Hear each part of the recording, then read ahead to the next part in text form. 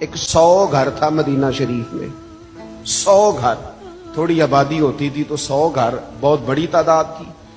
100 घर के अंदर 2 वक्त खाना भी जाता था, कपड़ों का खर्च भी मिलता था उन गुरबा को। और मदीना में, महबूब के शहर नूर में कौन दे जाता था पता कोई नहीं। एक नकाब पोश आता, नाम पूछते तो वो नाराज हो जाता।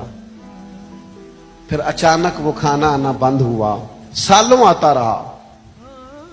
फिर वो चीजें बंद हुई तो लोग एक दूसरे से पूछने लगे, तेरे घर कब से नहीं आया? कहा 18 मुहर्रम से।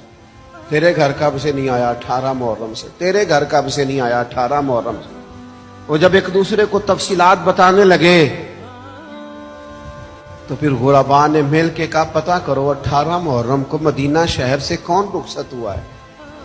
तो पता चला है मदीने वालों ने 18 मुहर्रम को इमाम ज़ैनुल आबिदीन का जनाजा पढ़ा है।